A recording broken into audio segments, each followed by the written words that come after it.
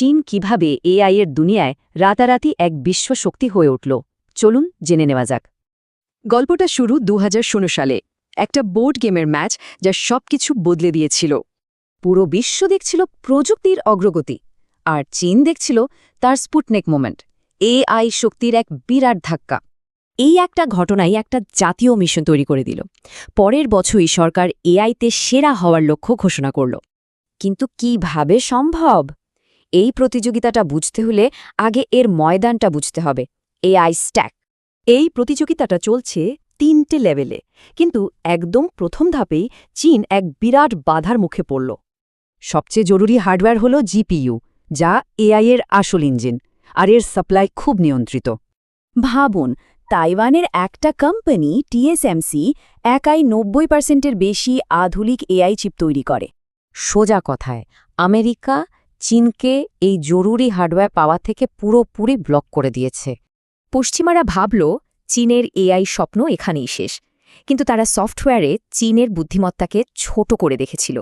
চীনা ইঞ্জিনিয়াররা হার্ডওয়্যারের দিকে না গিয়ে সফটওয়্যার দিয়েই খেলার নিয়ম বদলে দেওয়ার পথ বের করল। ওরা দারুণ একটা বুদ্ধি বের করল, পুরো ব্রেন ব্যবহার না করে শুধু দরকারি ছোট ছোট অংশ অ্যাক্টিভেট করল। এমনকি এআই এর মেমোরিকে সংকুচিত করার প্রযুক্তিও বানালো। এতে খরচ আর সময় দুটোই বাঁচল। এর ফলে ডিপসিকের খরচ মাত্র $6 মিলিয়ন, অন্যান্যদের যেখানে লাগে শত শত মিলিয়ন।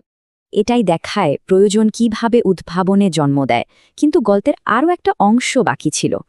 এআই মডেল তো একটা খালি মস্তিষ্কের মতো, একে বুদ্ধিমান করতে দরকার জ্বালানি, আর সেই জ্বালানি হল ডেটা।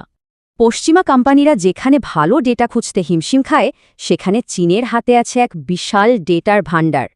যেমন বাইটান্স, তাদের ডেটা জোগাড়ের পদ্ধতি এতটাই উন্নত যা পশ্চিমের পক্ষে নকল করা প্রায় অসম্ভব। আর এই দারুণ কোয়ালিটির ডেটার জন্যই তাদের এআই ফিজিক্স, গতি, এমনকি শব্দ নিখুঁতভাবে বুঝতে পারে। তাহলে দেখা যাচ্ছে চীন সফটওয়্যারের জোরে হার্ডওয়্যারের বাধা টপকেছে আর ডেটার সুবিধে কাজে লাগিয়েছে। ডিপসিক প্রমাণ করল চীন যুক্তিতে লড়তে পারে, আর বাইটড্যান্স দেখালো ডেটাই তাদের আসল শক্তি। আর এটাই এআই এর ভবিষ্যৎ নিয়ে আমাদের এক গভীর প্রশ্নের মুখে ফেলে দেয়।